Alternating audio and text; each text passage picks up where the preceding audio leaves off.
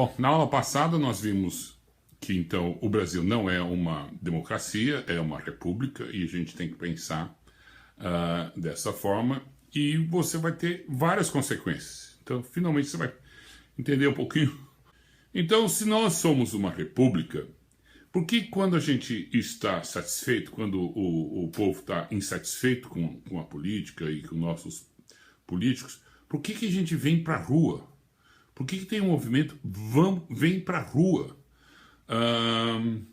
E a gente vai se encontrar na frente do shopping center.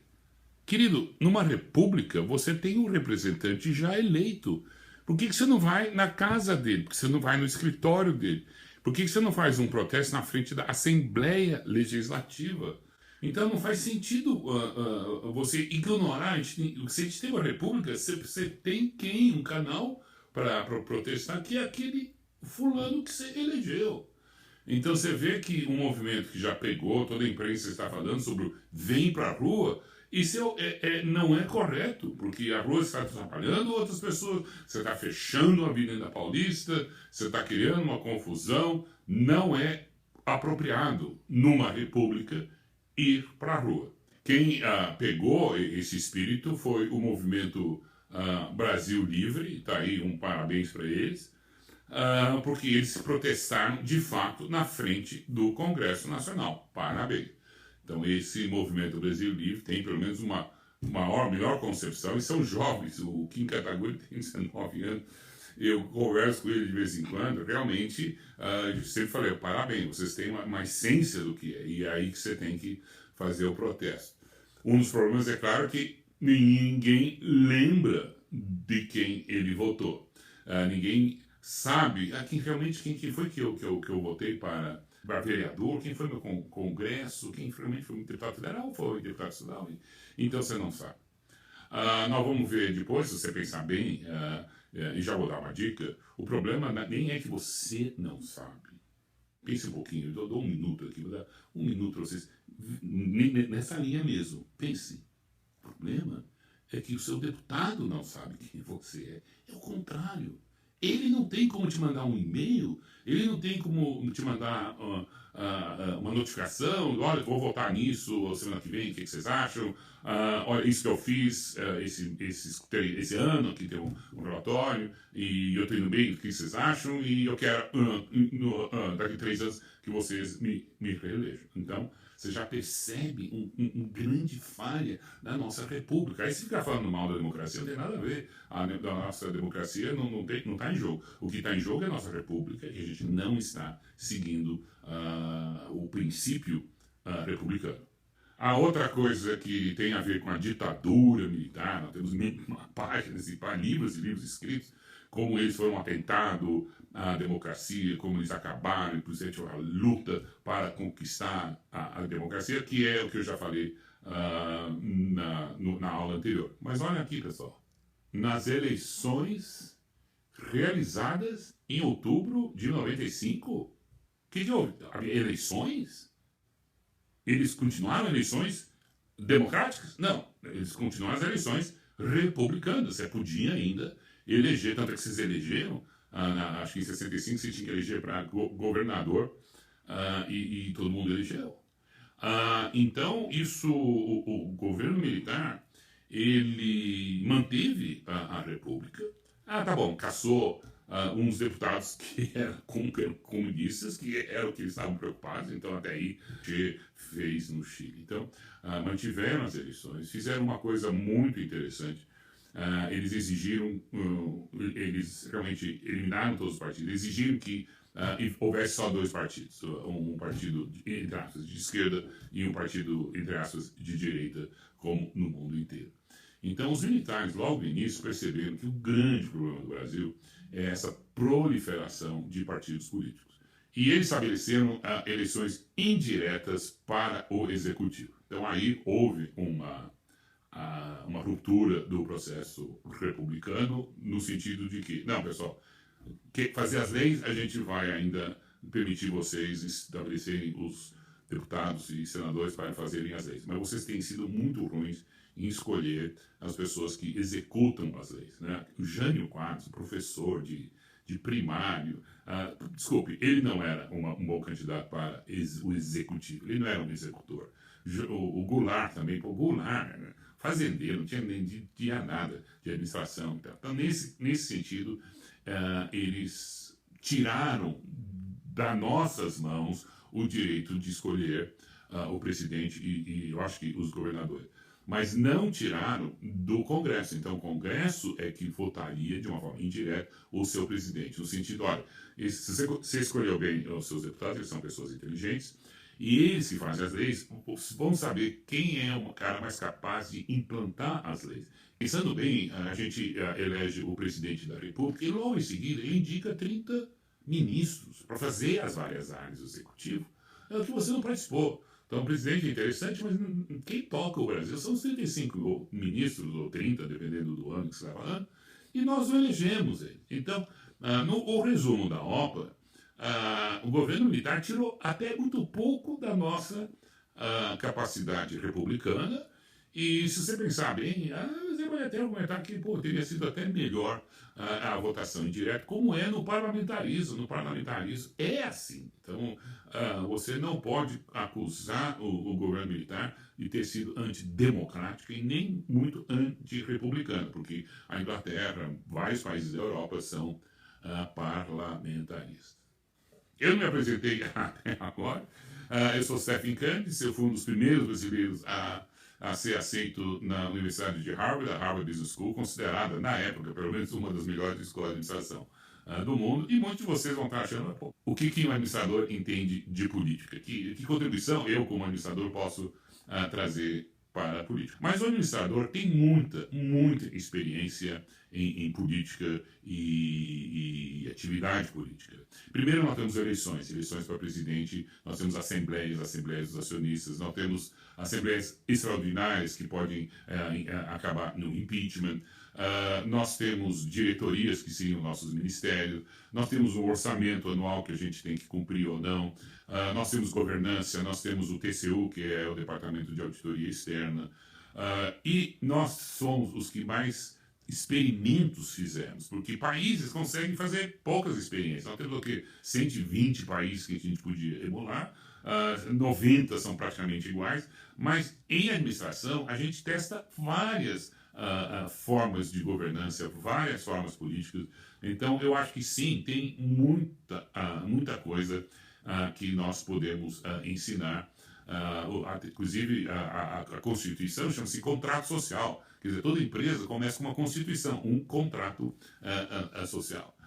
Então, uma das coisas que em administração a gente aprende é que quando a gente está numa encrenca, como nós estamos hoje no Brasil, um total descrédito, alguma coisa não está funcionando no nosso estado, etc., uma das análises que nós administradores fazemos é para o pessoal, vamos fazer uma análise de volta às origens, né? Será que nós erramos em algum lugar lá no passado? Será que tomamos uma decisão? Quer dizer, antes de começar a procurar inovações, como é que a gente sai dessa encrenca, uma das análises que a gente faz é de volta às origens, né? Back to basics. O que talvez... Então, nós estávamos com a ordem certa, nós sabemos disso. Nós devemos ter desviado, não sei, foi 10 anos atrás, nós desviamos 20. Onde é que foi que nós fizemos isso? E aqui dá uma outra lição de conservador. O que é um conservador? O conservador não é, como muitas pessoas acreditam, aquele que quer manter o status quo. Não. O conservador quer progresso, sim, mas quando tem encrencas como essas, eles também fazem essa mesmíssima análise. Eles querem voltar para os princípios, para as tradições. Será que nós fugimos de uma tradição antiga? Por isso que eles olham o passado mais do que qualquer outra ideologia política. Mas eles estão vindo back to basics. Será que nós fugimos de um princípio básico que nós deveríamos ter seguido? E aí, por isso nós temos dentro do conservadorismo, existe muita adesão de religiões, né? Os conservadores até preferiam que não tivesse, por exemplo, o apoio do Opus Dei. Mas por que as religiões se associam muito com os conservadores? Porque a própria palavra religião significa religar, né? Então, o religioso diz, eu acho que eu estou com um problema, e será que eu não me desviei do passo do caminho de Jesus, ou do caminho de Buda, ou do caminho de Lao Tse? Então eles começam a fazer essa análise, se é que eu não desviei dos princípios divinos. Né? Então, eu só queria me colocar como alguém que possa, sim, contribuir para a análise política. E se os políticos observassem mais o que tem acontecido nesses últimos 100 anos de administração, a Harvard Business School, por exemplo, foi um dos pioneiros na chamada administração socialmente responsável. E é dessa análise que eu criei o blog Administração Responsável das Nações. Quer dizer, que o país também pode ser administrado responsavelmente. E precisamos de mais administradores, nós precisamos mais dessa visão gerencial e administrativa no governo, que está faltando. E aqui você vê a Marina Silva assustadoramente dizendo que não, o Brasil não precisa de um gerente, não precisamos de administradores no governo, isso está indo muito bem, muito obrigado, que nós precisamos de uma política como ela, ligada, tal, que entende de administração e não somente de ecologia, como é o caso da Marina Silva. Então é muito triste quando eu vejo uma candidata à presidência da República com esses valores, ensinando esses valores.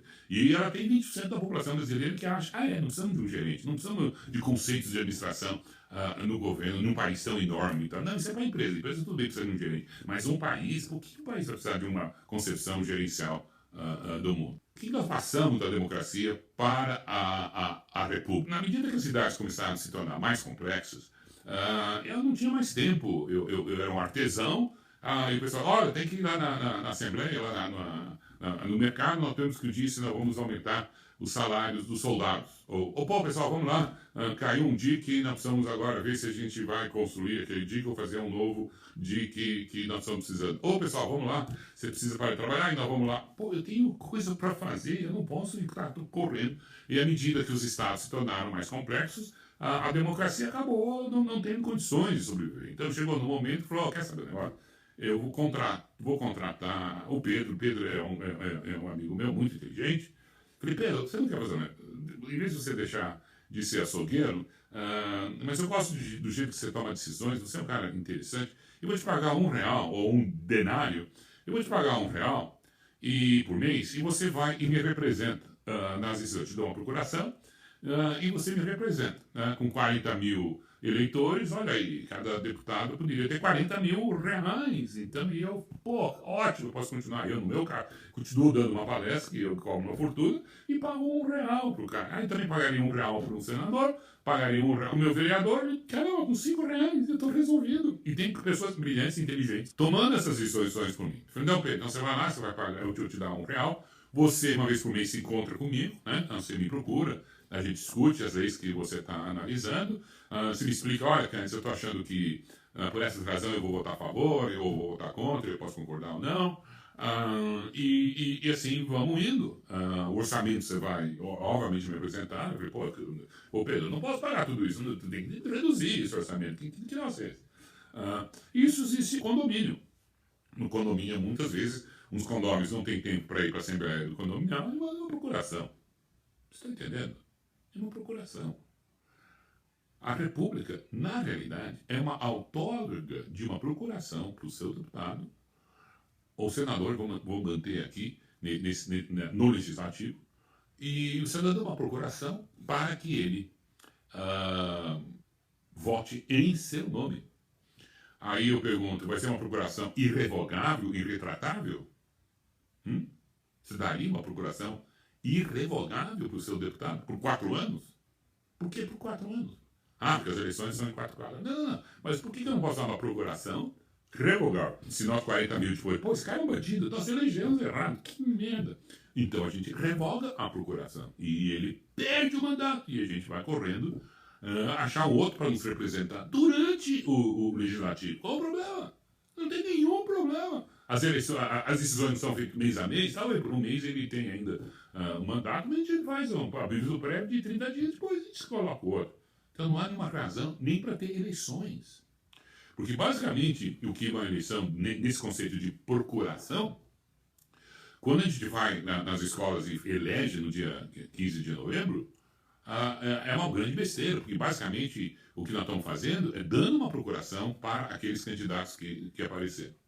Mas podia ser de uma outra forma. Ao longo do ano, o ano anterior, eu vou lá dando procuração e no dia 15 de novembro, todos que têm procurações vão na Assembleia, eles vão, com as pilhas, né, pilhas de procurações, e aqueles que tiverem maior número de procurações são eleitos. Nós estamos dando uma procuração para o Pedro, nesse caso, para que ele me represente.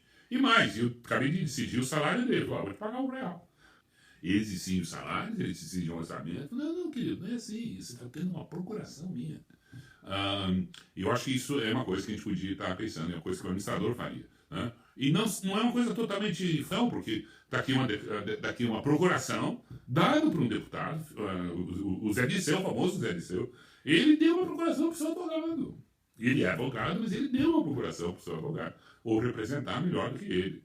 Então, se os políticos acreditam em procurações, por que a gente não faz um movimento para que abandonar as eleições e determinar procurações dadas de uma forma como já é feito no Brasil inteiro?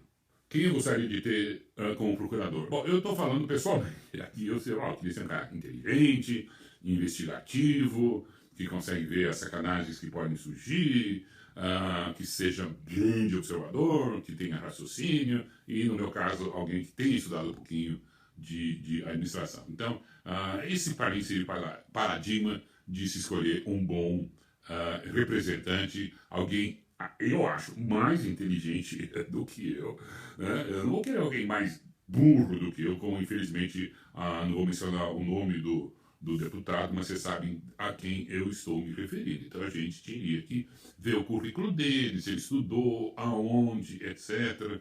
E isso é um processo que pode durar 4 anos, mas eu vou dar essa procuração ao longo dos 4 anos e eu posso talvez eu vou dar e tirar ao longo do tempo. As eleições seriam contínuas no nosso processo. Eu dou a procuração, depois se eu não gostar, em alguns vão perder seu mandato se eles perderem demais procurador.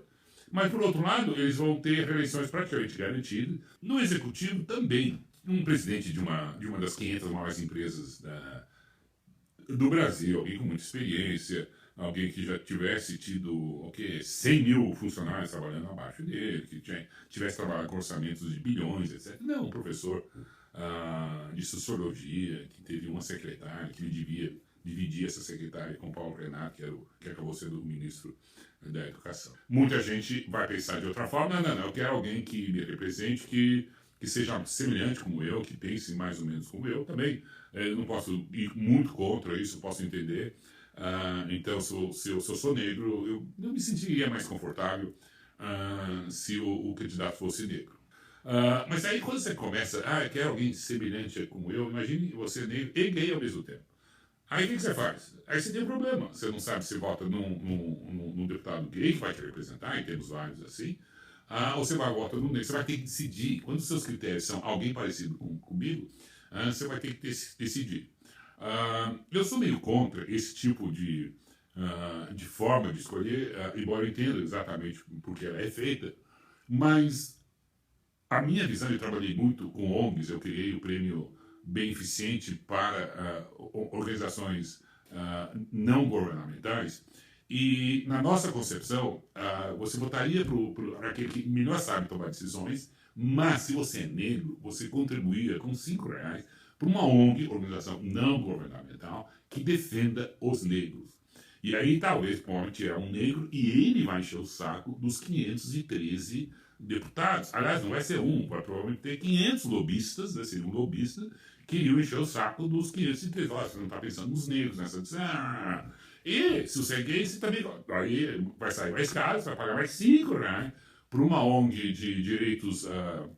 Por isso que a palavra é organização não governamental. Os deputados não gostam desse tipo de ONG, que são, em inglês, são advocacy groups, aqui acho que não tem bem ainda a tradução, mas que são ONGs que não ajudam os outros, como as entidades beneficentes, mas eles defendem uma causa. Né? E por isso que os deputados não gostam, chamam de, não, você não é governo, você é não governamental. Mentira, faz parte sim de uma república, e eu acho que essa é uma solução muito mais inteligente do que eu eleger alguém que me represente, como fizeram os trabalhadores, né? Elegeram um trabalhador para o representar. E os trabalhadores chamam de fábrica, que é típico do PT, hoje representam 2% da população brasileira. E destruíram a indústria, por incrível que pareça. Quando o PT surgiu, a indústria era 25% do PIB brasileiro, então era expressivo. E agora é 9%. É 9%. Destruíram, olha que interessante. O próprio Partido dos Trabalhadores destruiu a indústria que a elegeu. Também não quer um empresário sendo deputado para ficar defendendo os interesses dos empresários. Que cria Fiesp, que já existe por sinal. A outra forma, que é o que mais comum, que nós perdemos isso no Brasil por várias razões, e tem, olha, esse gráfico que eu peguei, nem tem em português, eu peguei em espanhol, onde você define as formas de pensar. Então, os conservadores têm algumas causas que eles já fazem parte, tem uma forma de pensar, tem a esquerda, tem uma esquerda mais totalitária, tem uma esquerda mais fascista, que permite o setor privado funcionar, tem os liberais, tem a direita, o individualista. Então, tem toda aqui uma gama, né? Tem toda aqui uma gama de possibilidades, e se você tem até testes, você pode fazer na internet testes para dizer se você é mais liberal, se você é mais de esquerda, se você é mais totalitário comunista, se você é mais liberal individualista, ou você tem um misto de todos, ou você é um centro, etc, etc. Então, essa é uma outra forma de você querer. Por isso que tem partidos políticos. Tem um partido político deveria ser nessa forma. Mas eu vi outro dia um estudo, não me lembro de quem que fez o estudo, mas eles analisaram a votação dos 32 partidos políticos, como é que cada um votava, né? E, obviamente, as votações deveriam, mais ou menos, quer dizer, dependendo do partido, está mais para cá, em volta, né, porque nem todo político é consistente em seu partido, mas a idade, você imaginaria que você viria esses clusters, imagina, nada, tudo aleatório, quer dizer, você não conseguia, vendo as votações dos deputados de um partido particular, detectar que área ou que ideologia ele seguia. Isso é muito triste, pessoal. Eu acho até gozado, mas eu não devia estar rindo, porque é tudo aleatório. Então nós precisamos começar a resgatar, se você acredita nesse tipo de raciocínio, de que, tá bom, eu vou escolher alguém inteligente, mas que eu já sei mais ou menos como é que ele vai no futuro resolver, já que ele não conversa comigo, que o primeiro é conversar. E você também teria, então, que pensar um pouquinho, que tipo de ideologia política eu me enquadro, eu gosto, eu acredito, porque são as questões de fé. Eu não posso provar, acho que ninguém pode provar que o socialismo seja melhor do que o capitalismo seja melhor que o liberalismo. Isso não dá para provar, quer dizer, precisaríamos 10 mil anos para provar isso. Então, é uma questão de fé, né? Tanto é que os socialistas já quebraram a cara na Rússia, já quebraram a cara na Alemanha Oriental, já quebraram a cara em Cuba, tal, mas mesmo assim eles insistem de não, vai dar certo. E eles têm razão. Aquelas 3 experiências fracassadas, para eles não é prova de que realmente fracassou. Isso é um azar. Então é uma questão de fé, por isso que é muito complicado lutar contra alguém que é de esquerda e mostrar isso através de números, ou tentar convencer alguém de direita a se tornar de esquerda, alguém que era de esquerda se tornar de direita ou liberal para não.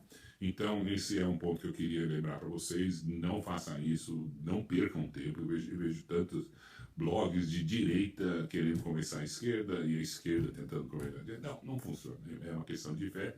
Agora, você tem que decidir você mesmo. Observar, olhar, etc. E não acreditar em todas as mentiras, como eu falei na aula passada. E aqui, só para terminar, aí mostra pior ainda. Aqui parece que tem 37 formas, é aquele mesmo gráfico anterior, mas é ainda mais sutil. Então eu nem vou entrar nesse detalhe, mas se vocês quiserem olhar nesse blog, Sociedade, de novo, né? Não é brasileiro.